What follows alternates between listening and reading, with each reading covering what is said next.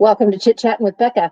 I don't even know if y'all can hear us, but happy Halloween, everyone. Happy Halloween. Happy Halloween.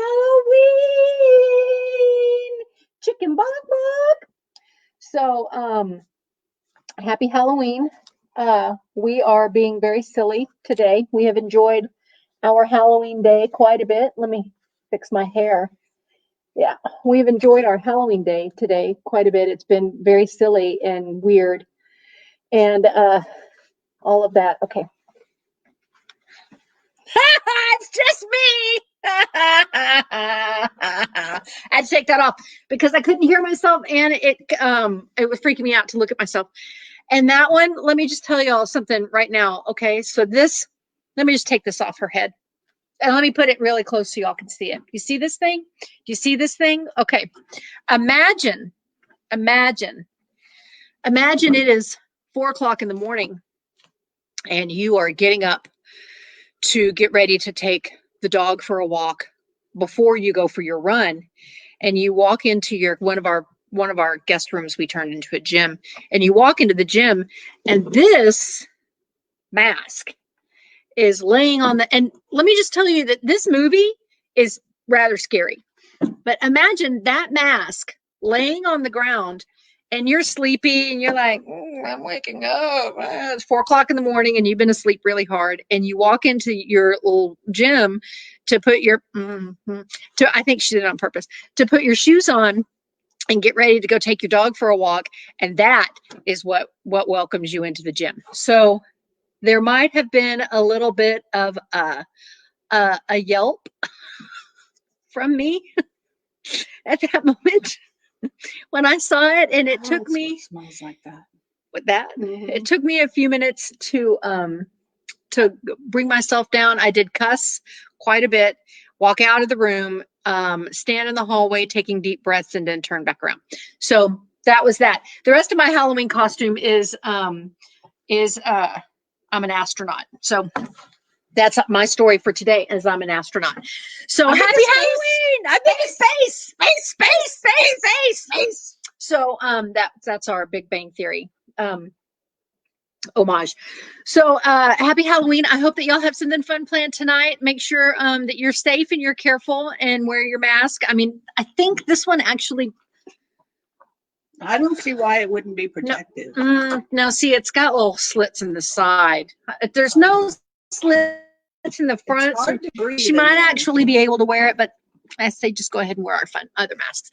So I definitely would not wear the chicken mask because well, you'd have to wear a mask under the mask. Yeah, I would. Yeah, unmasking. Yeah. Yeah. I don't want to do that. Yeah. So we're not going to do that. So daylight saving time ends tonight. Thank you, Jesus, because I am done and ready. So we get to fall back an hour. And like I said, I thought it was really interesting that we haven't even, and it's not savings time. It's not daylight savings time. Like it's not the Eckards and it's not the Walmarts. We like to put S's on things. It is daylight saving time. Just so you know, that street is called Webb Chapel, not Webb's Chapel. Webb Chapel. Yes. Yeah, so yeah, see, Dr. Helen would have passed out on the floor. I was there, Dr. Helen. I was just like, son of a, and the cuss words just came out. It's just a little yes, Sam. I do know that Tim Curry is also going to be making a special guest appearance on the Paramount channel tonight. He has not made any, I think he has made a few appearances since his stroke, but he is tonight. So make sure that y'all tune in and watch Mr. Tim Curry, who is my favorite actor. So back to daylight saving time, which we totally got off of. It ends tonight, and like I had said yesterday on the Facebook, I was like, nobody's talking about this. Like there wasn't even a commercial until like yesterday, and I was like, is that now? And then I looked it up because work usually puts that stuff out, and I haven't seen anything. Work notice. I mean, granted, this is the one that would make us an hour early, not the other way around. Yeah. So maybe that's why. But I don't know. But we've just not heard anything about it. Now I will say that I was listening to the NPR this morning, which I want to do on my way to my runs. And they were talking about how a lot of countries that do daylight saving time See, I want to say savings. It's hard. It's really difficult. Yeah. You can say it when we're driving on West Chapel, but only then. Okay. We're not really on that street very often. No, exactly. That doesn't give me a whole lot of time to say that. So apparently she doesn't want me to say it very often. And a lot of countries are wanting to get rid of daylight saving time. And a lot of institutions have gotten on board with this, like health institutions and whatnot in Yahoo, because they say that, springing forward really does a number on you. And I will agree, because it sucks and we don't like it. So, Arizona, I think, is the only state that doesn't do it here. I think it's just Arizona, but y'all correct me if I'm wrong. You can pop it in the comments. So we got a raffle coming up. See, I have my notebook, and it still smells like donuts. So let me check off my checking off stuff. So we have a raffle coming up. We're raffling off this amazing book. It says on the back, children who read this book or hear it read out loud will be sure to love the words and the birds. Certainly, they will love Miss Welty besides. I haven't even looked at the back. Anyway, we're raffling off this book. We have 2 of them. Dr. Helen is doing this. So we have 2 of these, and we're very excited about raffling them off. So all you got to do is on our show on November 14th, we're actually going to, Dr. Helen is going to read Eudora Welty's short story, A Worn Path. And then we're just going to talk about that. And we're going to talk about Eudora Welty. We're going to do some other stuff around Eudora Welty during that. We'd like to invite you to join the conversation. We have a couple of slots left still. If you want to join the conversation, just pop into the DM. That's direct messages on the Facebook or the Instagrams, or you can send me an email at the Chitchattin with Becca at gmail.com. And let me know you want to be involved, and we'll invite you on the show, and you can be a part of the discussion. So that'll be a lot of fun. And you're automatically, if you want to do that, you're automatically entered into the raffle. If you want to get your name in the raffle, all you got to do is watch the show, like, comment on the show, let us know what you think. And then this book will go, you might get a chance, you might win it. So it'd make a great gift for the holidays. It'd make a great addition to your library. So pop into the show and or join us for the show. That would be a lot of fun. We are looking for 2 students and 2 teachers who would like to do a show on virtual learning and how that's been going since the pandemic started. So if you're interested, or you know somebody who might be interested, holler out to them and say, hey, get on the Chit-Chattin with Becca. And then again, you can just slide into our DMs there and say, hey, I want to be a part of that show, and we'll start getting it booked. Next week, we're going to be talking to Dr. Janet again. We're going to be breaking down the election, what happened, how's it going, yada, yada, that whole 9 yards. But Dr. Janet is a wealth of information on political rhetoric and social media and all of that. She's got that book coming out. It's going to be an academic book. So like she said, hopefully they'll pick it up at the local library and you can read it. I have a bootleg copy of it, so I've kind of been looking at it. So it's cool. Anyway, so we'll do that. Like us, follow us, send us mail, engage with us any way you'd like. We're here. We love your engagement. We love chit-chatting with y'all. We've got Dr. Helen's word of the day. Today is obtruse, A-B-T-R-U-S-E, obtruse, meaning difficult to understand. You can use it in a sentence as this book is obtruse or this concept is obtruse. And politics can be very obtruse. Dr. Helen, did I use that correctly? She can tell us. She can tell us if we use that correctly. So we're just going to get right on into the show.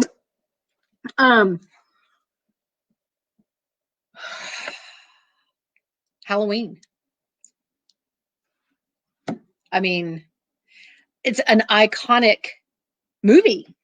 Yeah, I mean, just read, and I don't know how many people's stories like this that I've heard, but one of the comments here from Galen is the first one came out when I was in college, scared the crap out of us. Cut to 20 years later, we went to see H2O, theater full of 8-year-olds screaming, kill him, chop off his head, very disconcerting, which is actually what happens at the end of that one. So anyway, yeah, that comment yet, Galen. That's hilarious. and that college age was kind of that best age for when it came out. I've heard a lot of people say they were either in high school or the first years of college, that they were actually babysitters at that time, and kind of had an experience with the movie or a memory that kind of stuck out with them. So I do love that part about Halloween. Dr. Helen, were you and Denise babysitting in 1978? I mean, I would have been 6, and you're 4 years older than me. You would have been 10. So I don't know if you were babysitting yet or not. Maybe Denise was. I don't know. We were pretty independent kids. I mean, we were 70s, so we were kind of free range children. Yeah. So it's always fun to hear, but to me, it has more of that. This meant something in my life, or when I watched it, it made me worry about this or that than a lot of other horror movies do. Maybe Jaws would be the other one that kind of when you can get scared of a swimming pool because of a movie, that's pretty that's pretty good stuff. Do you remember that movie that came out in the 70s? And this is totally off the subject, but it was called Tidal Wave. Do you remember that? I do not. There was I feel like it was called Tidal Wave, but it was about a tidal wave that destroyed an entire beach. We were living in Houston at the time, and so I was convinced a tidal wave was going to somehow kill us. Yeah. Yeah. So Dr. Helen was not a babysitter. Denise babysat us. And she still does. She still does, and we appreciate her for that. We do. We appreciate her for that. So as far as the franchise itself goes, which is what we're going to be discussing today, I would like to spend the bulk of the time on the original 1978 film. So to me, it is gorgeous. It is just independently perfectly fine, all by itself. It didn't need any follow-ups. It didn't need anything else really other than the perfection that it was. It took about 20 days, so about 3 weeks to film, which is pretty interesting. It's not Carpenter's first film, but he had done Assault on Precinct 13 or something of that nature a little bit before that. But it is, I believe, his first conjunction with Deborah Hill, who he was dating at the time, and she wrote a lot of the babysitter's dialogue, whereas he spent a lot of time on Donald Pleasant's dialogue. And if we get into Donald Pleasant's, I mean, here's a man who's trying to make a horror movie in less than 3 weeks. Horror is still today not necessarily a great word in the industry. It is not given the same attributes, maybe aside from Silence of the Lambs, which they love to not call a horror movie, or Sixth Sense, another one that they like to say is a thriller or something like that instead of an actual horror film, because horror is a bad word, but here's a fella who is in his early 20s basically, and just making a movie in 3 weeks for $300,000, and gets, of all people, Donald Pleasance to come for 5 days for, I think he was 20 grand or 25 grand. 5 days? He filmed all of his scenes in 5 days? 5 days. I think he has 20 minutes, I think altogether, 15 or 20 minutes, somewhere in that range. Really? Of actual time spent on screen. But, this is a stage actor, so someone that you would be used to seeing in a play. So it's interesting that he decided to do it. He's quoted to saying that he did it because his daughter liked some of the music that Carpenter had done in previous movies, and said that Carpenter was quote unquote cool.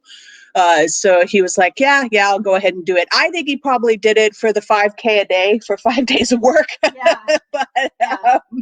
But basically, it's just always interesting when someone of that caliber ends up in a movie like this, and then subsequently ends up in pretty much every single movie. Yeah, I mean, in the franchise. Well, and he's a stage actor, and I don't remember ever hearing the name Donald Pleasance before these movies.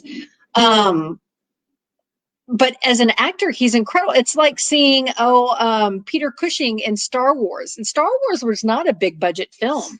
We were talking about this last night because we were watching Star Wars, as we are Alec wont to do. Guinness. And yeah, and then here we go with these incredible actors, and they're just in some weird kind of low budget sci-fi movie, and I mean, Peter Cushing is the king of bad guys, Well, and I think Christopher Lee was actually offered the role and turned it down and says it's one of the worst mistakes he ever made. Yeah. So, But it's interesting to see that these icons of the stage and of other films going for these low budget, it's almost like they had some kind of a heads up.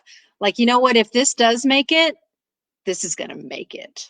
Yeah, they definitely had a lot of fun filming it. Mm-hmm. They had a lot of their friends on set. They did a lot of, things that were cheap that had to be done. All of the actors pretty much provided their own wardrobes. There wasn't like, wardrobe on set. That's interesting. I didn't know that. Yeah. Yeah. So it's but to me, you're going to have to equate this type of film to Hitchcock type movies. And a lot of people want to put it in this slasher genre, which it is. It's definitely a slasher film, but so was Psycho, if we really want to, think about that. And probably, one of the original ones. But, and it's not the first slasher film. It was probably one of the first that started getting the heat, the religious backlash in the late 70s and early 80s on what is called point of view horror movies, which a few of our slasher movies love to play with point of view, meaning that they put you in the shoes of the killer, and then you can actually see, the stabbing or whatever effect is of the killing people from as though it was you doing it. And it got a lot of backlash of whether or not this should be okay, whether or not, children should be able to see it, things of this nature. And of course they're rated R. So, that's really up to the parents as far as whether or not their children get to see these types of movies. But it definitely was the start of the slasher sort of thing that happened in the 80s, which became very popular. And it was because this movie was made for nothing, yet grossed millions, at the theater. And, pretty much an independent film, if you think about it, for that time. It probably wasn't a term that was used very often then, but definitely, in there. So, and then anytime I like to talk about Halloween, other than the things we've already discussed with Donald, and of course we've got Jamie Lee, and we'll get into her, but the very first scene in the movie is probably one of the best in any film, if you ask me. And if you're not able to watch the entire, movie, or if you're not able to, kind of get yourself through something like that, that very first scene is really worth it. He does use the Steadicam, which was one of the first times that was sort of used throughout an entire film.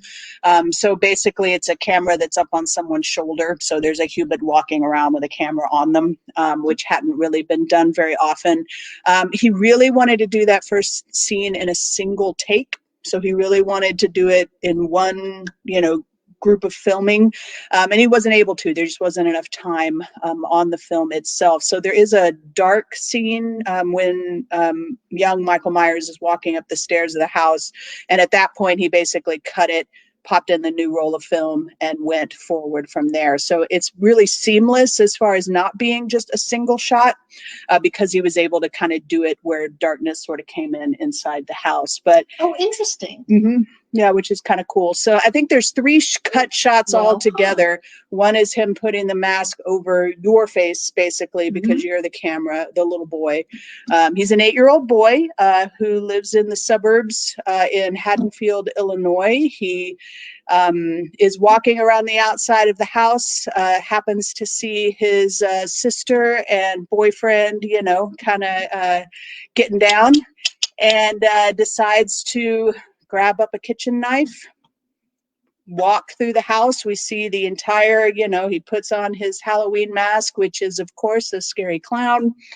And it's not a scary clown, though. It's just a clown. It is just a clown, but he's in his full clown outfit. In a full clown. He is. That is his Halloween outfit for the day. 8-year-old boy in the middle of the suburbs. That sort of and this is something that a lot of horror movies like to do, is take this perfection of what's supposed to be inside a house of a family, you know, the 2.4 children and the, you know, the perfect house in the suburbs, and show you what's going on the inside. And that may not always be like what it seems, right? So a lot of horror movies like to play with that. He walks upstairs and he stabs his sister, what, 30 plus times? It's, you know, an amazing amount of times. Then basically walks out the front door and just stands there until the police arrive and they pull the mask off this child. And, you know, you've got the kid with the clown costume and the huge knife just sort of standing there in his front yard with the sort of cold, dead expression, right, which is going to carry on for that character. Yeah. And just what I also think is really brilliant with these movies is there's no reason why he did it. There's just no reason why. He just did it. He just did it. And that was reason. For whatever reason. But there was none. No. He just did it. So, and the fact that he was a little boy that did it is also, I mean, it's that terrifying, you know, anyone could snap kind of a thing. So but if you haven't ever watched the 1978 Halloween, I know it's gory, all of that. I don't find it very bloody at all. It's not very bloody. And I really didn't find it like it's scary. It is scary because there's a lot of jumping, you know, but I would watch it. I mean, you should really just kind of watch it. I mean, if you can get brilliant. Through Psycho or The Birds or something like that, you can manage through Halloween. It's going to have a little more. There is some nudity because it's 1978 and PJ Souls is around, but. But so anyway, the end of that shot where we see him, the police come, and then there's just this child, you know, with blood and the clown outfit and the knife, and, you know, they pull the mask off and you see his face. The most expensive shot actually happens right then. And Carpenter uses a crane. So he had to, you know, at this time we didn't have drones and things like this for this type of shot, but he has a crane where he's able to pull out like this very, very slowly. So you basically see a close-up shot of the scary little boy with the knife and the blank face, and then you come out until you see the perfect house, the perfect neighborhood, the normalcy of what's going on in this town, but, you know, what happened on the inside, not so much. Right. Yeah, so that was the most expensive shot and the hardest one. I think they spent 2 or 3 of that 3 weeks, 2 or 3 days filming just that particular scene. So it's definitely worth it. And if you were to pop it in, you know, it would be the first thing that would happen. So, you know, it would be an easy one to watch. The rest of it actually isn't point of view killing. So that's really the only scene where it is point of view, and they could only use the kid for a certain amount of time. So when you see the knife in that first scene of the kid killing his sister, those are actually Deborah Hill's hands. So John Carpenter's wife / the writer. So you can see the hands are very well manicured for an 8-year-old boy. He's like, I needed to get my nails done prior to killing my sister. It worked because she was, you know, sort of the right height and things like that. And so, you know, it is, and she may have even had the camera on at that point, who knows? But anyway, I thought that was interesting. So that scene is iconic to me. It's very Hitchcock, if you ask me. I think probably, if I were to guess, I would say that John Carpenter probably spent more time thinking about that shot than he did the rest of the film, which is kind of interesting and kind of similar to the fact that Psycho gets rid of its main character, its lead star, Janet Leigh, right off the bat, you know, within the first 15 minutes of the film, which leads us, of course, to Jamie Lee Curtis, right? So once we have passed the 8-year-old Michael Myers and, you know, that's all done and taken care of. Michael Myers has basically been in an institution for 10 years and decides to come back to his hometown of Haddonfield, Illinois, on Halloween night and do a little trick-or-treating. With the local babysitters. So in walks, of it's course. quite a version of trick or treating. It is. It is quite. It is quite. So in walks Jamie Lee Curtis, which also sort of introduces our final girl, if you will, our survivor girl, the virgin. It's always the virgin. But also here we have the daughter of Psycho's main, character who gets killed off, and you're, no one's ever done this to it, which is why Scream did it, by the way. If it's why Drew Barrymore ended up being that first person dying. She was originally going to be the main girl in that. I can't think of her name for life of me. Sydney. She was originally going to be Sydney. But couldn't do it because of some scheduling conflicts, and was like, hey, Wes Craven, why don't you make me that beginning girl that no one expects to, And I think we should stop for a second and talk about the Scream franchises, which we could do a whole show just on Scream. But if you haven't watched Scream, you really should, because it breaks down pretty much a horror movie for you. Does. And it takes you through, like, there's like a formula is what they call it, and it takes you through, and there are rules, and it takes you through that, and you finally get to where you're like, oh, that makes sense.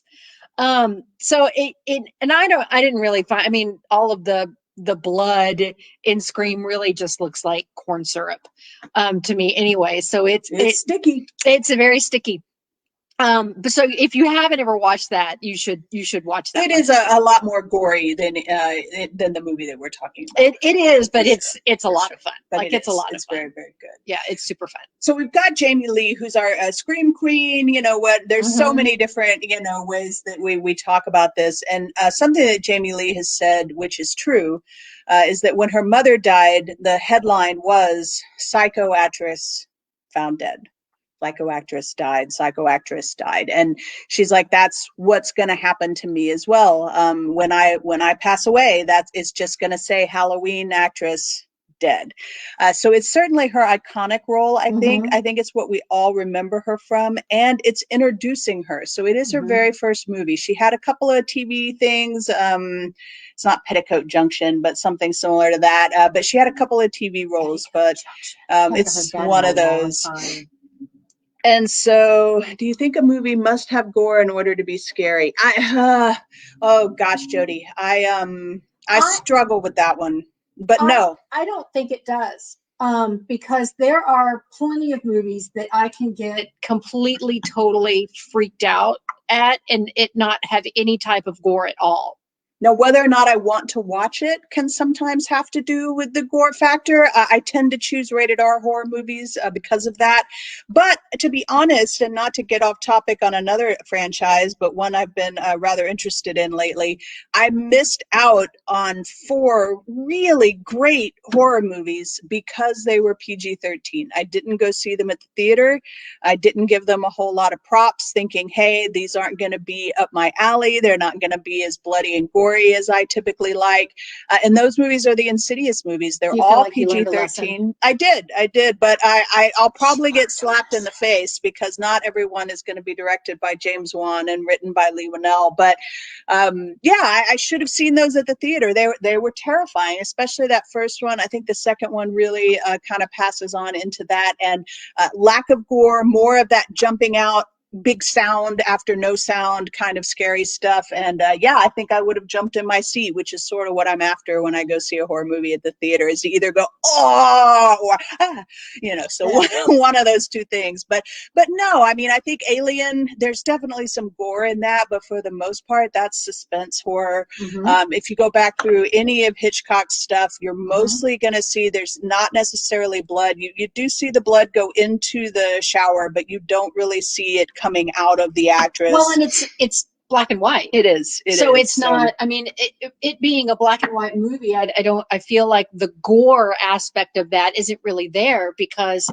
you're just seeing some dark colored whatever washing in a tub. Same with like the Birds. I mean, I would think the Birds that's a terrifying. I mean, birds coming got a after cut you, in her head, and you know, all of that stuff. And she's terrified of birds. The birds is my favorite Hitchcock, to be honest, hands down. But Tippy is fantastic in it, and but anyway, okay. So back to Halloween. Definitely, we've got Jamie Lee. Then we have her friends, her high school friends, who, and all these kids are supposed to be, like senior year in high school. Jamie Lee has to babysit on Halloween, and she's actually not even all that upset about this. There's a possible boy sort of in the maybe he likes you kind of realm, but she's babysitting. She's hanging out with Tommy, and they're gonna, cut pumpkins while obviously the parents are out doing something, crazy. Oh no, not off topic at all. Not off topic. No, not off topic. No, please ask anything that you want, because I'll talk about them all. We've been talking about them for weeks. We have. So then we have this group of babysitters. One of them is actually the police's daughter, so that's kind of fun. Not Annie. not like Sting's daughter from The Police, No. but like the cop in town. Yeah, the town Just cop. to clarify. Yeah. And so then, for whatever reason, Michael Myers comes back home, and for whatever reason chooses this particular house area. It's not his house. So there's really no reason why Michael Myers says, I'm going to come after these particular group of people. And I think that's the other thing that's scary, right? You've got this 8-year-old boy who, for whatever reason, in the middle of what's supposed to be perfect, middle-class suburb upbringing, kills his sister, and then for no reason at all comes back to the town and chooses these particular teenagers to kill. Yeah.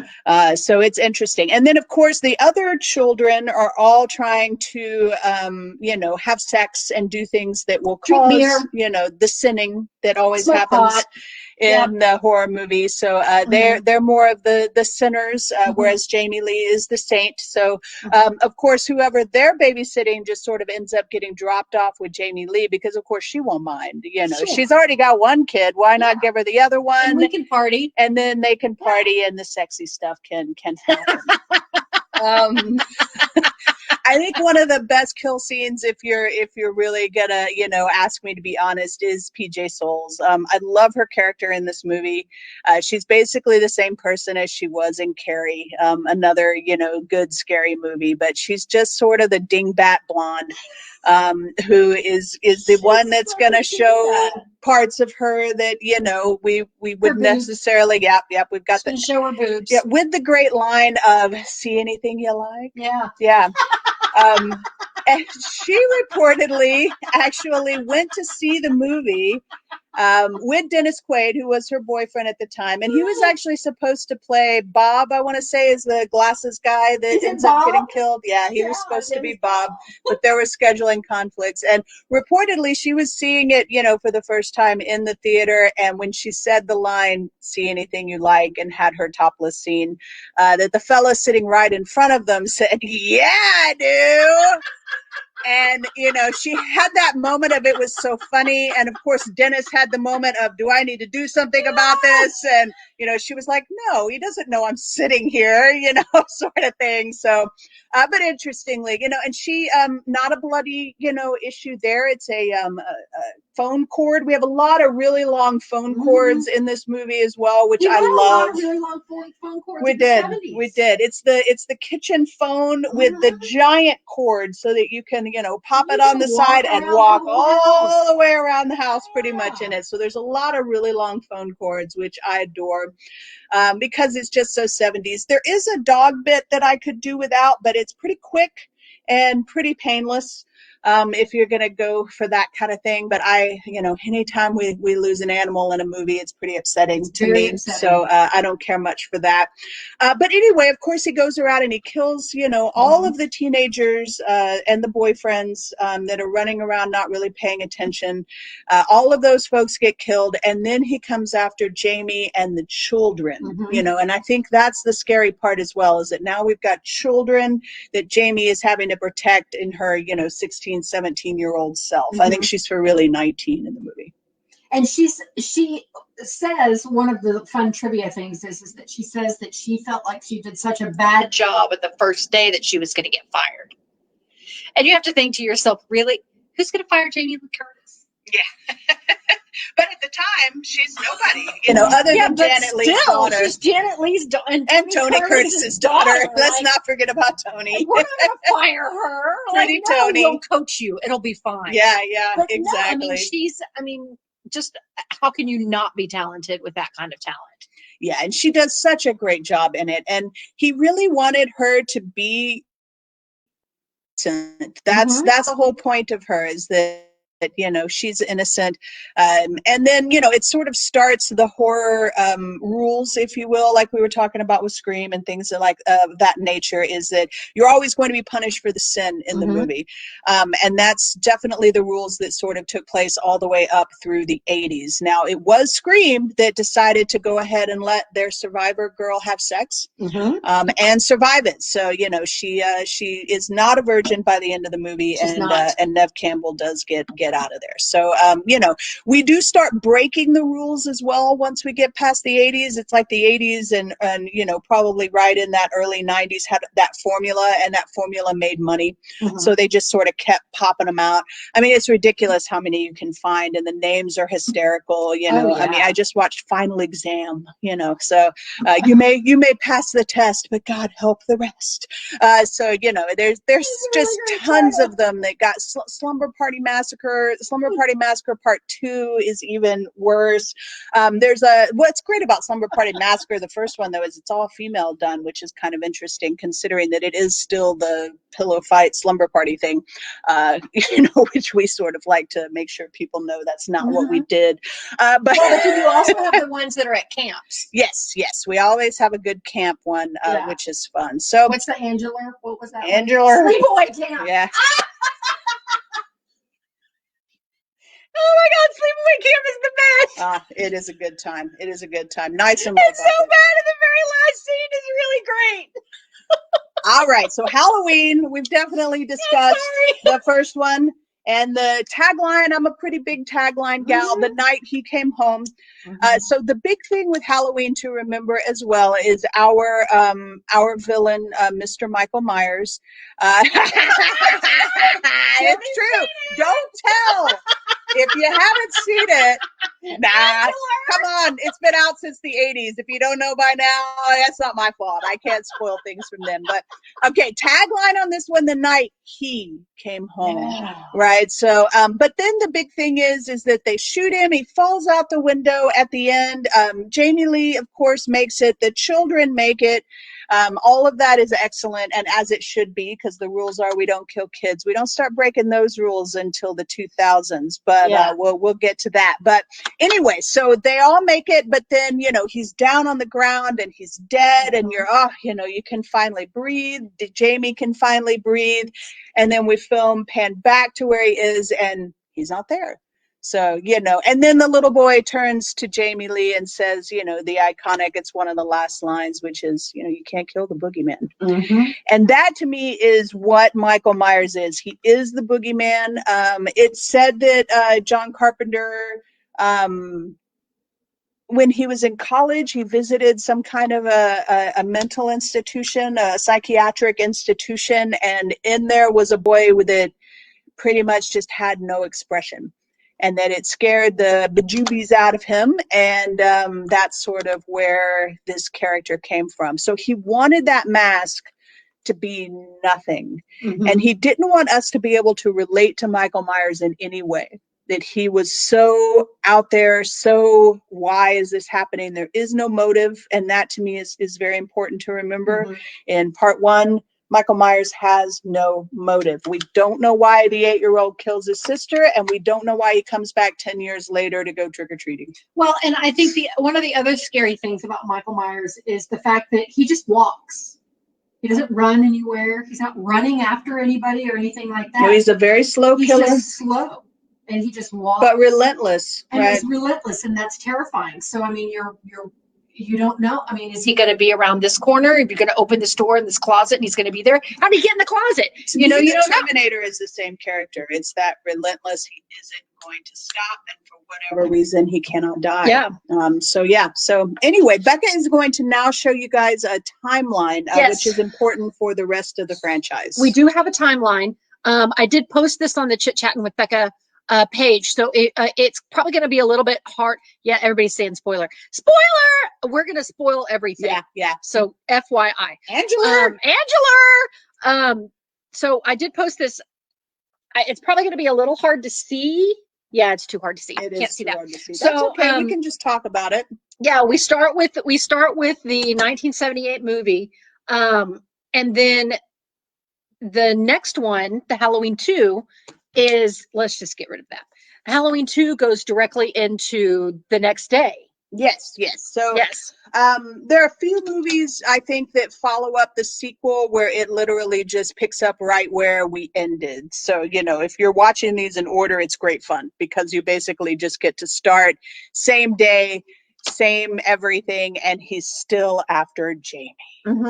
Let's see what Helen said. If there's no reason for his actions, there's no reasoning with him. Yes, you can't beg. You can't beg for your life. Yeah, you're exactly right. And another one of my favorite scenes that I forgot to mention, when Bob, I think it's Bob, the guy with the glasses, the actor who was playing, and there was like 5 of them who played Michael Myers in the first one. One of them's Nick Castle, which we can kind of talk about as well, but because he does end up coming back for some of the later ones. But anyway, there's a moment there where he stabs the boyfriend, and he's up on a wall, so he picks him up and then stabs him, and so this guy's dead and sort of hanging from the wall, and Michael Myers looks at him and then cocks his head, and that's the only sort of expression, if you will, that you get from Michael. And there was something, so it's like he almost was interested scientifically about what happened here, just that head cock, which will come back in each one of the movies. I think what's rather interesting is that also with Michael Myers and a lot of other horror movies is that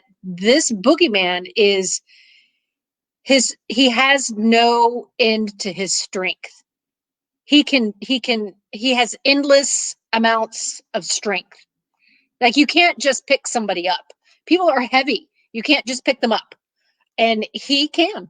He can pick anything up. He can bust through walls. He can bust through doors. He can pull a car. He kind of just hits a door and it breaks in pieces. Yeah, he can pull a car. I mean, it just, like, there's endless amounts of strength. Yeah, so not only does he suddenly become, immortal, but endless amounts. Now, Carpenter and Debra Hill had no intention of this going past Halloween. So keep that in mind with the subsequent franchise. So Halloween 2 is worth your time. Halloween 2 is worth your time. It's not the best movie in the world, if I'm going to be talking about, what I want to see, but I do enjoy it. Reportedly, Carpenter came back and added some bloodier or more gory type scenes into it. So Carpenter was not super happy with the director that they had and his sort of vision on it. I don't know why, because to me, he was sort of following that first one. But part 2, as you know, in the rules from Scream, should always have a larger body count. So we have to have a bigger body count in part 2. So we do. And the entire thing is pretty much filmed inside a hospital. So whereas you have Halloween 1 is filmed on a street and sort of the houses are across the street from one another, this one is filmed entirely in a hospital. So Jamie Lee, who has been stabbed from the first one in the closet scene with the wire hangers, she has been picked up and taken by ambulance to the hospital. The police officer has found out that his daughter is dead. This sort of, bit is all going on. And then one of my favorite scenes of all, which is probably overlooked in Halloween 2, when we're in the parking lot of the hospital and the ambulance is arriving, there's this little side scene. It doesn't last very long at all, but it's a mother with her son. And her son has obviously bitten into an apple with a razor blade in it. So the thing that they scared us so much as 80s children for trick-or-treating is the razor blade and the apple. Who the heck ever got an apple in their trick-or-treat? I have no idea, but it's the razor blade and the apple. So he's got like just blood coming out of his mouth, which obviously is what would happen with that. And so I just think that's an interesting little tidbit to kind of put in a movie that from then on is just Michael. It's an urban legend. That the razor blade and the apple thing was an urban legend. That's all that was. but it was interesting to sort of see that come to life because it scared me pretty good. Let's see. A moment of engagement and curiosity from what is essentially a monster. Exactly. Sure. Like at that's that exactly point, what it was. With that head tilt, we know there's a brain in there of some kind, right? Which makes it even scarier. So anyway, throughout this one, we kill nurses who are naughty. Definitely naughty nurses must go. There's the guy who's from, of all things, The Accused. He's the creepy one that eggs everyone on in that movie. He happens to be one of the characters as well. So we do get to see him die, which is great fun. But yeah, he's trying to, he's like, if you've never watched the movie Accused, don't. Yeah, just don't even look it up. Just move on. Just move on. But if you have, it is the creepy terrible. guy. It's just move on. So he's in it, and then also Lance Guest is sort of our other, and these are the EMS drivers. So the folks that brought her there in the ambulance. So the creepy one from The Accused has a relationship with one of the nurses. Obviously, there's plenty of empty rooms at a hospital, as there always are. So and a hot tub for some reason. So we're able to get into a hot tub. Probably and physical therapy. We've got exactly, and we've got some scenes there which are kind of fun as far as kill scenes go, where we turn up the degrees in the hot tub to boiling, and then kind of face plant characters and that kind of stuff. So that's fun. Lance Guest is the good guy and the one that's kind of got a crush on Jamie Lee, on Laurie Strode. So he's constantly going back and trying to make sure she's okay. And then there's a good nurse that is, you got to get out of here and let her rest. And so he's constantly getting shooed away. Everyone dies except for Jamie Lee once again. Including Lance. She's our final girl. She is our final girl, and that's pretty much that for part two. As far as what I kind of want to say about it, Nick Castle will come back, and he's our Michael Myers from the first one. So wearing the and that's probably mentionable, the William Shatner mask. Well, we have to talk about the mask. Mask. Yeah, I mean, what is the Michael Myers mask? He wanted something dead, and they had 4 or 5 different. But that blank face, they ended up taking a Shatner mask, kind of cutting the eye holes a little bit bigger, messing with that, and then painting it white. So and then kind of dealing with, but it's that blank face. There is no expression kind of thing that's going on there. So so that is true. So that kind of takes us through Halloween 2. But anyway, on the Nick Castle thing, he played Michael in the first one. He does end up, oddly enough, directing Lance Guest in a great little sci-fi movie called The Last Starfighter with Catherine Mary Stewart. It's great fun. So if you haven't seen that one, Lance Guest goes on to be his own director in his own like.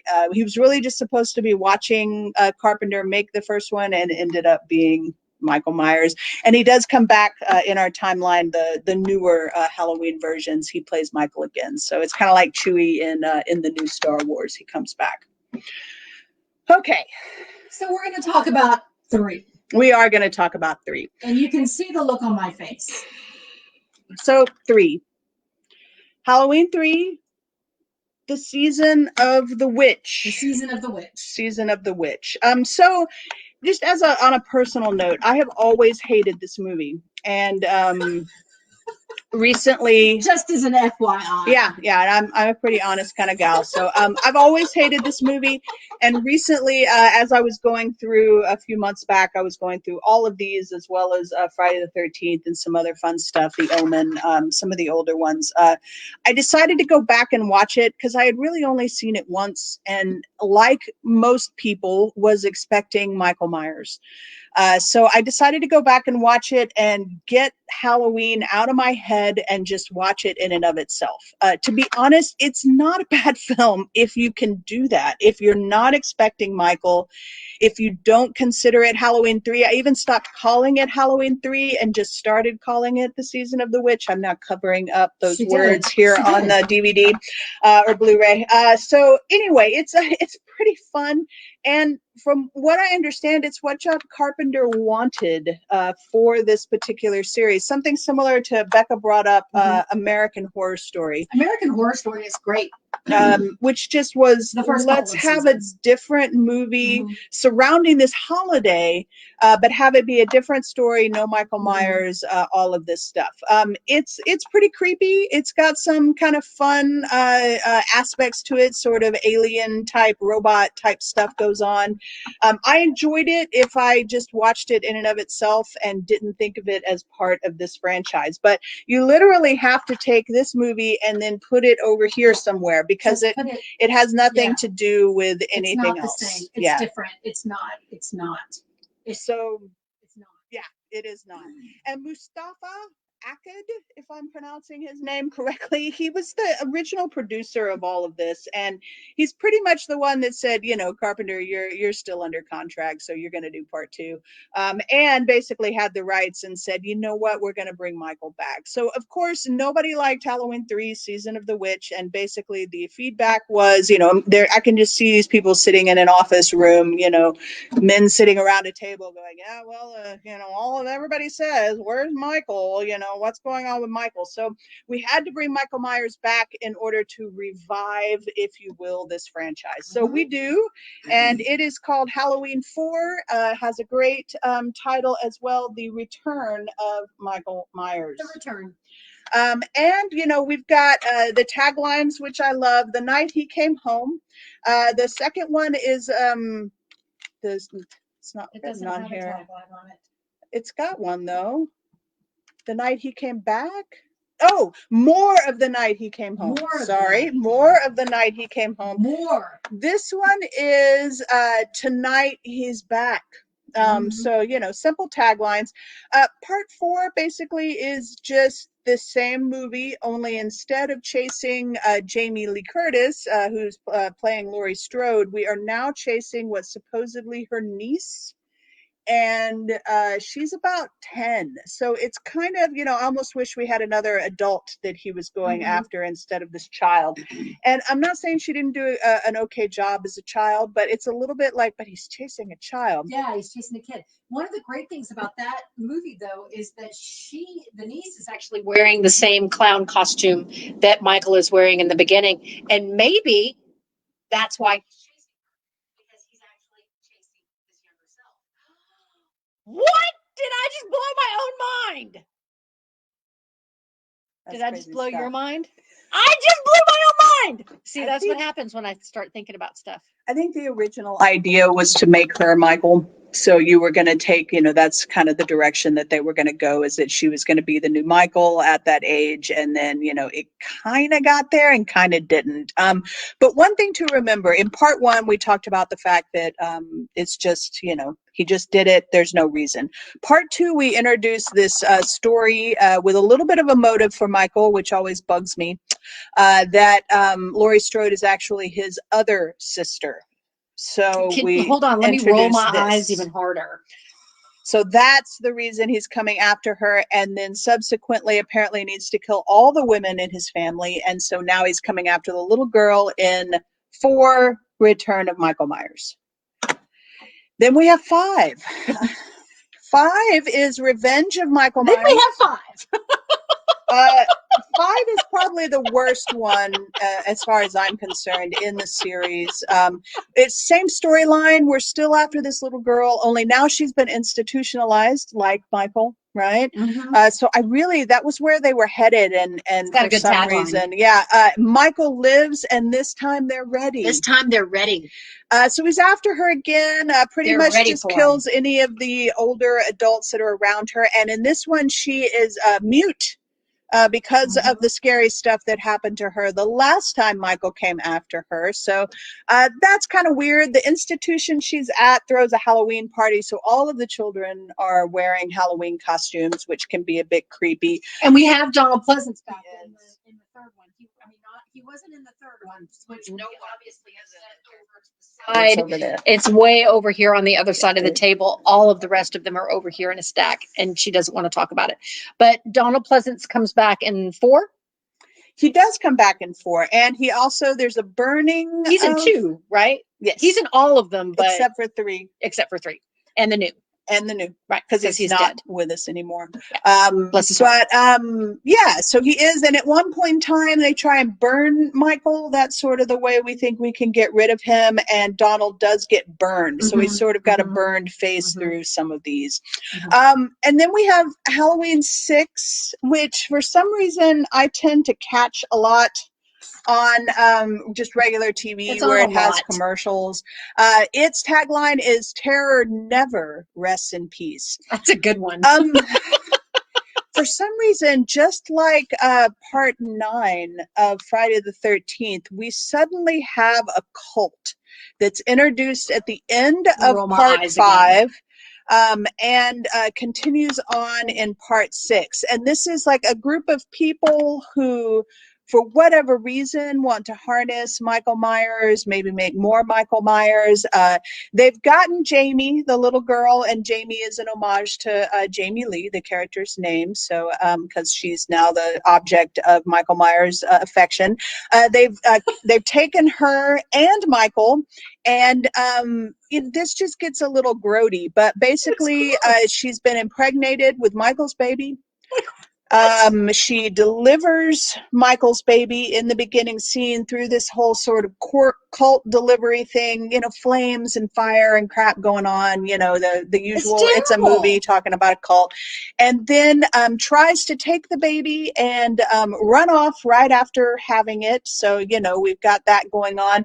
She does get away. And gets to a bus station, I want to say, and Michael finds her there. She hides the baby in some kind of bus station cabinet, because, all bus stations have a cabinet of some kind that you can hide a baby in. Hides the baby in there. Michael, for some reason, doesn't realize the baby's been hidden. She gets killed, and Paul Rudd finds the baby. Now, Paul Rudd. Is in this movie. And it's the same year that Clueless came out, so he's going to be that adorable young Paul Rudd, although, he's obviously living off the blood of virgins because he looks the same. But anyway, so Paul Rudd is actually playing Tommy Doyle, and Tommy Doyle is the child that Jamie Lee Curtis is babysitting in the first one. So we at least have a little bit of, and I like that as well. I don't like the whole cult thing. I like that we have Paul Rudd, and then I like that he ends up being the child, Tommy Doyle. So he's across the street from the Michael Myers house. Of course, a new family has moved in there because that's what people do, is they move into cursed homes and things of this nature. Somebody's going to move into the house next door. They run around. There's this baby, which is very difficult to try and, not get killed by Michael Myers when you have something that cries when you're trying to be quiet. So that gets a little bit annoying, and that's pretty much 6. And that's pretty much the initial timeline, removing, of course, Season of the Witch from it all. So the initial franchise timeline is 1 and 2, disregard 3, 4, 5, and 6. Right. So basically 5 films. Then... Well, but what I think is interesting, and unless you're actually looking at these really close, you don't really notice this. But there's the Michael Myers mask, iconic mask. Here's the Michael Myers mask for this one. It's different. Well, now they're making actual Michael masks. So this one is, so the mask now changes, and it's really terrible. 4. Yeah. And I mean, so it gets really, anyway, it bothers me a lot. So in that, let me just say that timeline, Jamie Lee's character, Laurie Strode, is no longer with us. We go after the niece. The niece has Michael Myers' baby incestually, and then we sort of end it there. So that sort of takes care of that timeline. Then we decide to do a revival. It's been 20 years, so it's 1998 instead of 1978.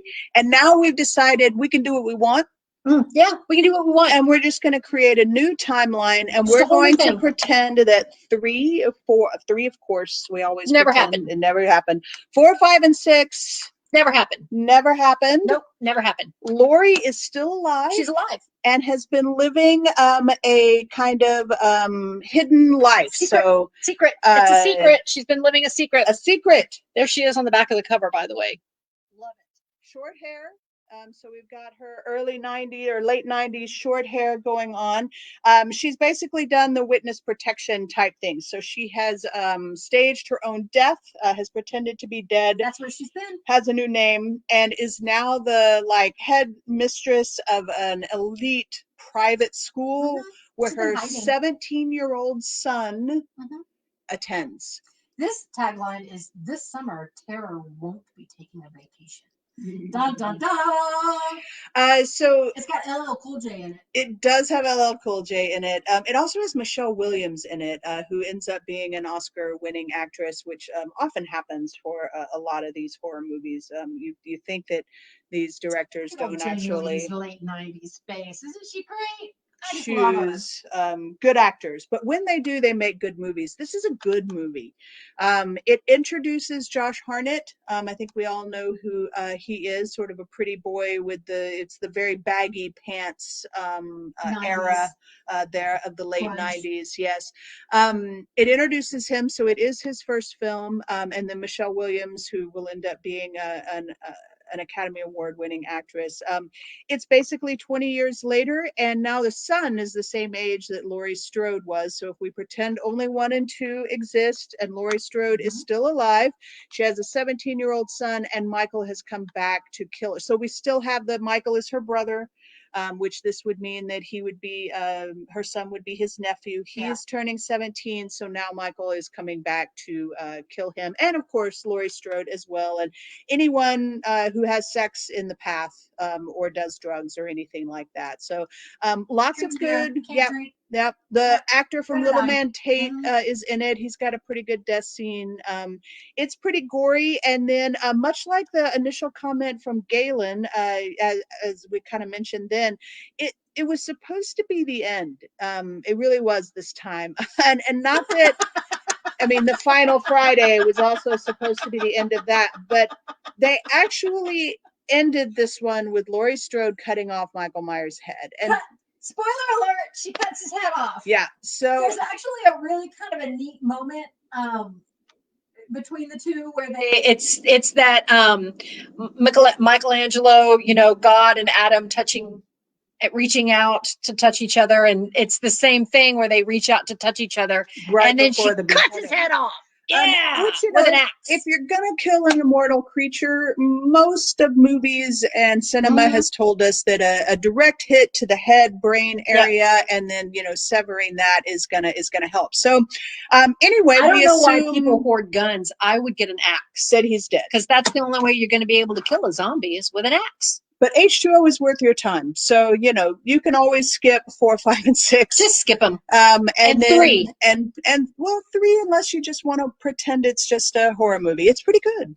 And so then, even though we decided, hey, that's going to be the end, Mustafa's like, no, we're gonna play some more. And by the way, interesting tidbit about Mustafa Akkad, he and his daughter were killed by terrorists. Really? I can't remember the country they were in at the time, but they were in a hotel that was blown up in a Middle Eastern country. Sudan, maybe? Is that Middle East? Anyway, my geography is terrible, but yeah, they did die. So you should get a map. If you see Akkad on any of these movies post his death, it's going to be a family member. So it's one of the other family members that are still with us. He produced a lot of films, and he definitely produced this one. So we've got Resurrection, brilliantly named.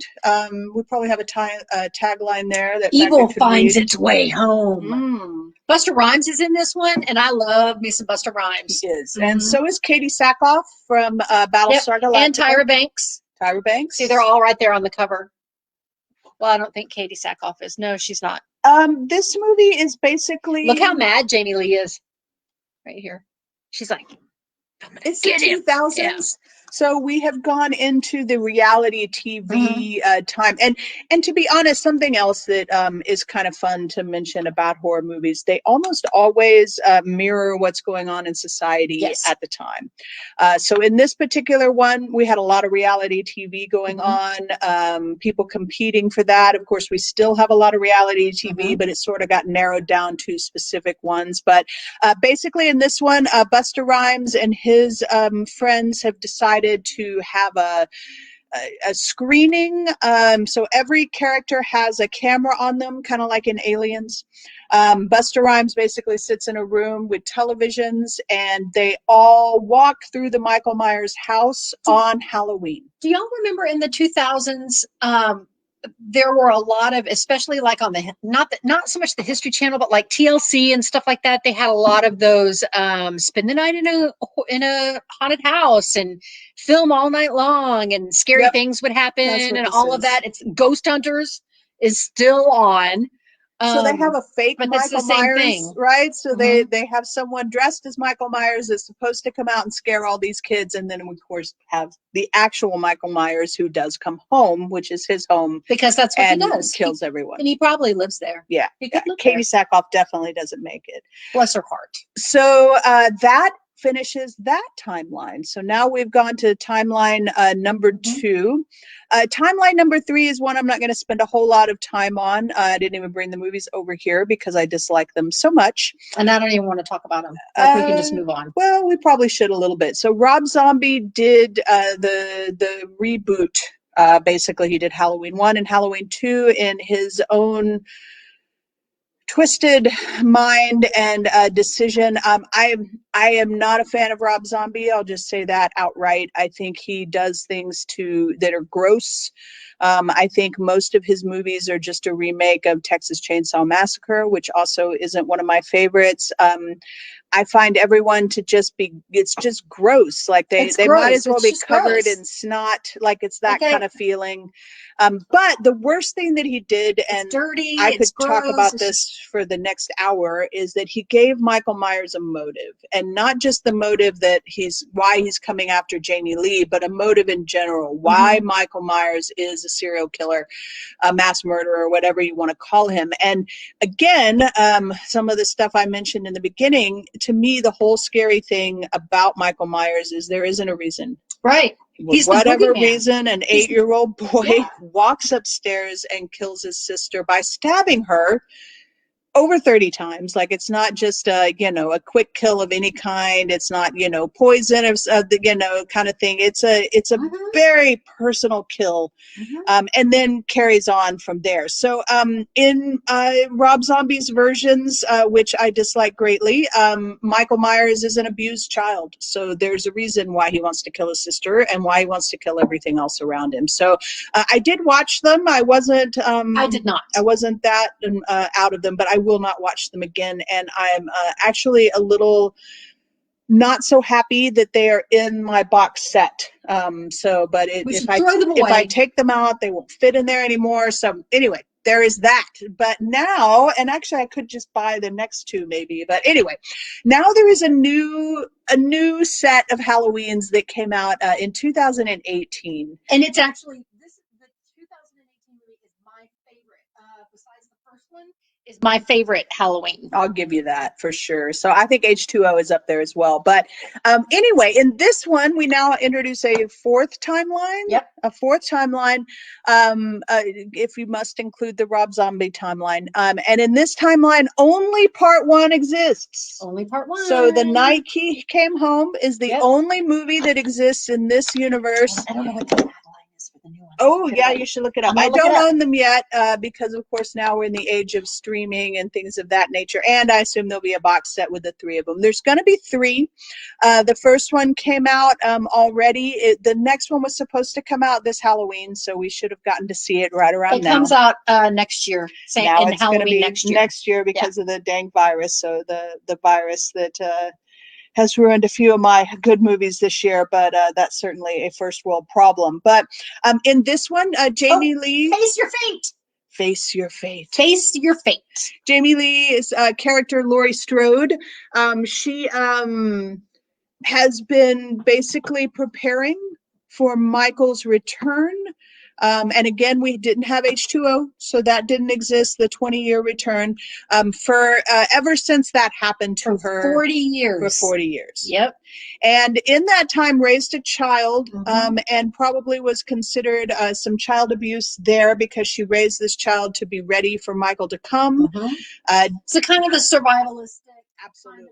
Kind of think about if you've got group of people living out in the middle of the desert somewhere who were survivalists. Kind of like Terminator 2, what Sarah Connor did with John, Mm-hmm. just to kind of teach him what to do when, the Terminator comes back. Exactly like that. Which, honestly, Michael Myers and the Terminator, to me, exactly the same character. So anyway, so she's been preparing.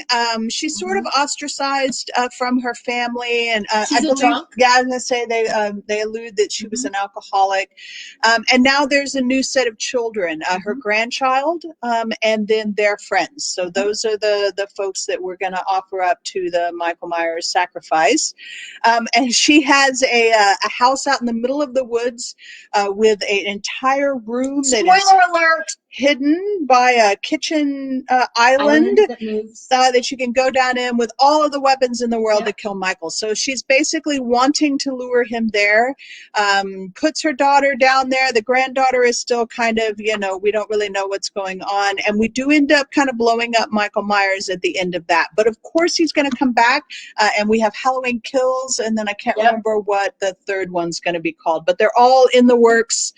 They're all really good. And Halloween Kills already has a teaser trailer out. So if you want to watch that, you really should. The new Halloween, it's really great. I mean, Laurie Strode is the hero. She is. She is a hero in that, and so is her daughter.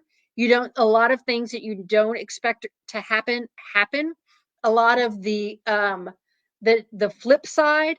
So like things. And she's 60. And she's 60. So she's our hero, our strong woman lead character who is 60 years old. Yeah. So I mean, if you think about some of the things that, like the falling out of the window and Michael Myers is laying on the ground, and then you look away and you look back and he's gone. This is the flip side. So spoiler alert, if you don't want to know what happens, you probably should stop watching. So Laurie Strode falls out the window of a second story, lays on the ground, and then Michael's like, she's dead. And he turns around and then he turns back and she's gone.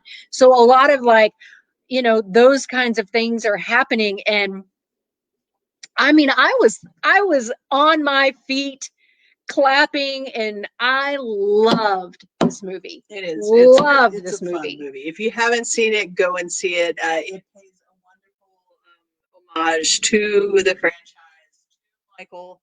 Well, and Jamie Lee Curtis loves this movie. She does. She loves this movie. And she's finally a part of these. So something that I think a lot of folks don't realize is how little money Jamie Lee made and or makes off of these movies. So because she was never a part of anything but the actor, you really just get paid as the actor for that movie.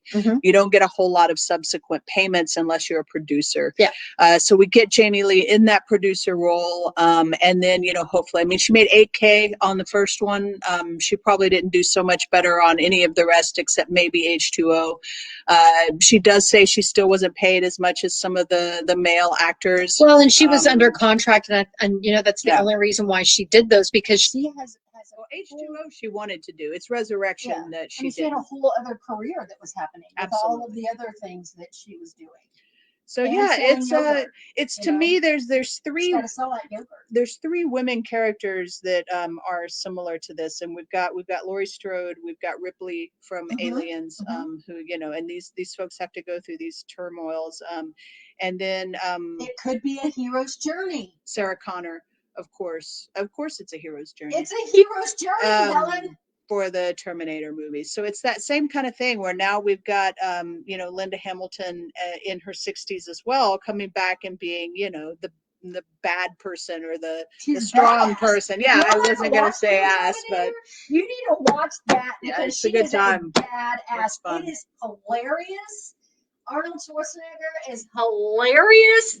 That movie is a good time. It is a really good time. So if we're going for recommendations, everybody really should see the first one. That's just one of those things. Like, get it out of your head that this is some, dirty horror movie that isn't worth watching, and get into your head that it's more of a Hitchcock type thriller film, and go from there. And then, really you could just stop there, much like I feel about Star Star Wars. The first one, I think, is just perfect in and of itself. I feel the same way about this franchise. So the first one is perfect. The next ones are a good time because you miss the people and it's fun to see them again. So it's good stuff. And if you wanted to continue with ones that are actually done well and well acted, H2O and then the new ones would be my further recommendation there. And then part 3, if you ever just want to have fun and not think about it being part of this at all, it's a weird little flick. It's a weird little flick. And I haven't really watched it. I've just seen yeah, it's weird.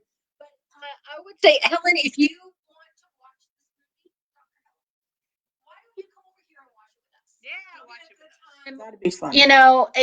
Anybody else? Y'all want to go? We put it on outside in the patio, and we'll sit outside and watch it. But if y'all want to watch this movie, you should watch this movie. It's a good movie. And for me, and I am not as into horror films as Amy is, and I did not want to watch. I was terrified of all of these movies in the beginning, but when I started to Amy really got me to where I would appreciate the genre and understand the genre. And I really love the Scream movies, and I love the Final Destination movies, and I love anything that's really campy. But for me, the first movie, I love that movie. In fact, we should probably watch it tonight. Oh yeah. The first movie, I love that movie. And then the new movie from 2018, I love that movie. So he is dressed so fancy in his sparkly shirt. Our neighbors across the street have some folks over, and this guy is wearing a black sparkly shirt with sequins all over it. It's fantastic. It's like a cowboy shirt. Anyway, and his mask matched. Anyway, so the first one and the new one for me, if you're not as into the genre as Amy is, then I would suggest getting into those two because I mean, it is a lot of fun. She says she definitely doesn't want to watch it alone. Well, maybe we'll have movie afternoon so much it's not really movie night. Yeah, we can even do it outside in the bright sunshine. We get a sister fun day watching the movie, and then it'll be fun. It's not necessarily gory. Doesn't mean that it isn't scary. It is scary. It is scary. Yeah. Yeah. But we're here for you. So, if you want to watch it, we can. And of course, Carpenter does all of the music. So that's something that we probably didn't mention. But bling, bling, bling, bling, bling, bling, bling, bling, bling, bling, bling, bling, bling, bling, bling, bling, bling, off that score than he did anything else because it's, you can get it on your phone. You can get it, anywhere. So pretty cool stuff. But the first one is that's a great film. It's definitely really iconic. If you're gonna, list 100 best films, it would definitely be there. It is my personal favorite horror movie of all time, and is very, very close for me with An American Werewolf in London. So those two to me are just perfect movies. There, I love a good werewolf, so I'm always gonna Werewolf in London. If you haven't watched those. That one is well, and it's directed by a comedy director, so and it is very comedic. The comedy that's in it is important, and always important to remember that horror and comedy are very, very similar. So you can put horror over, and I always say if you look at the IMDb stars for horror, pretend there's only 8. Yeah. Because they are gonna subtract 2 for the fact that the word horror is in it, right? And then they're gonna rate it, and that's unfortunate because I mean. It's unfortunate. It is. So also, Dr. Helen, with your hero's journey, if you wanted to include the Laurie Strode character, she does go on quite the hero's journey, and obviously so does Ripley and Sarah Connor. So those are ones that you can discuss. We've never even really thought about that, but there you go. It's a well hum moment for me. I just had a well hum moment. Yeah, it's more of a hero's journey, though, if you consider all of them. But anyway, and to me, just to bring up that music factor, much like Jaws, much like a lot of like that. It's such a huge factor in the scare factor in the film. There's some fun stuff if you watch some of the behind the scenes with Halloween, if you want to sort of see, how they're made, and some of the folks talk about them. There's a great scene where Laurie's in class and she looks out the window and Michael Myers is there, and then she looks out the window and Michael Myers isn't. And they show that scene without the music, and you're just kind of like, yeah. and they show that scene with the music, and you're like, ugh, Yeah. and it's a really cool thing to show you what sound and what music can do, as far as building tension, releasing tension, making you scared in and of itself. But when I say that those two things are similar, horror and comedy, it's because you have to, with both of those movies, you're looking for a pretty big reaction from your audience, right? You're wanting someone to either laugh out loud for real, or you're wanting someone to jump and be scared, and to force those kind of emotions throughout an entire film can be very difficult. And it's the same sort of, difficultness. American Werewolf in London does have a comedic aspect to it that is very gory. It's gory, but it's really and funny. really, really hilarious. But Yes. there's something else that I think horror does to you, is it almost makes you jump and then laugh at yourself for jumping. So it kind of has that aspect. Another thing to think about horror, if you're ever like, I don't know why anybody would ever even watch these things, which, I hear so often, is it's sort of like saying, I don't know why anybody would ever want to ride a roller coaster. And, I get that. I'm scared of heights myself. So sometimes I think, why would anybody get on there? But it's the same reason. It's because, for just a few moments or for just an hour and a half, you get to be scared in a safe place where you're going to make it. You're going to get to the end, but it is going to be scary, and it has that same emotional effect on people as going to ride some thrill rides and things of that nature. Well, and I really feel like it has the same emotional effect as seeing a tearjerker movie. So you're going to that tearjerker movie for that emotion, and so you're going to a scary movie for that emotion. That's what you're looking for. If that's what you're lacking at that moment, and you need that to kind of bring you back to wherever it is that you need to be, you go see the movie. Good times. Yeah, it's good times. It's a really good time. So yeah, it's fun. It's fun for it's a sure. Great franchise. It's he's my favorite. So he's the knife, not the machete. Yeah. And the white mask, not the hockey mask. Not the hockey mask. So, yeah. And he's sort of the reason that we get all of that. So we have him to thank for Friday the 13th. We have him to thank for Freddy Krueger. We have him to thank for Ghostface. And I think Terminator. So there's a lot of things that came out because of Halloween that are great fun as well, and maybe more campy, maybe not as serious and really thinking about the shots and the way that all that kind of stuff is done, but still a great time. Teenagers being punished for being teenagers, so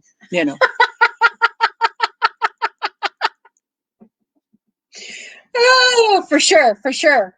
Well, that's our show. Yeah. Anything else you want to talk about it? I'm good. Anybody got any questions you want to ask us right quick? Because if not, we're gonna go eat some po' boys. We're headed over to Tasty Tales in Richardson to have some po' boys, socially distanced, of course. So if you're out and about, that's where we're going. We'll be there in about, I don't know, 15, 20, 30 minutes. I love it, Helen. I'm glad you can think of the genre in a different way. That's awesome. Yeah, for sure. And that's something I've tried to help Becca with as well. And she did. I mean, I did not watch horror movies at all, period. Now I watched, what I thought were scary movies when I was a kid. So I like the Hitchcock stuff, and I like the like the Dracula movies that would come on Saturday afternoon when your mom made you come inside for a nap and you didn't take one, and instead you ate your lunch and watched, the Dracula movies. But that's pretty much all I was into. And then, of course, when Amy and I started dating, and she was like, you got to get into it. I made her get into baseball. So I was like, all right, let me watch a little bit. And I did. And campy ones I go for. I love me a good campy horror movie. It is ridiculous and a good time, and I laugh all the way through it.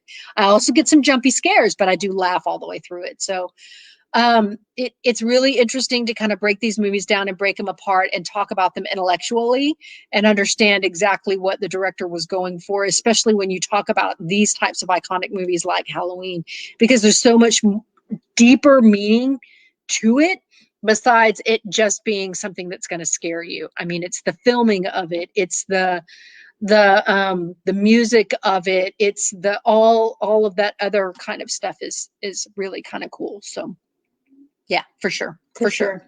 For sure. Well, All right. thank you. Yeah, thanks for watching. Happy Halloween, everybody. Woo, spooky, spooky. Happy Halloween. I hope everybody has a great, safe Halloween. Make sure to eat a bunch of candy. We got a Halloween cake from Crestridge Farms and promptly started to eat on it. And I was just going to eat it right out of the pan, but Amy made me get a plate. So I got a huge piece of it. So it was delicious. But thanks so much for watching, and like and follow us on the Instagrams and the Facebooks and on Twitter, and like our YouTube channel and engage with us. And we'll talk to you all next week. We've got Dr. Janet. We're going to break down the election. Probably going to we might do a little pop in on election night, might do a little pop in on the next day. We'll see kind of how everything goes and how everybody feels. I have to reorganize my She's meetings. reorganizing stuff right now, so that's where we're at. But have a great Halloween, everyone, and until next week, happy chit chatting, y'all. Bye.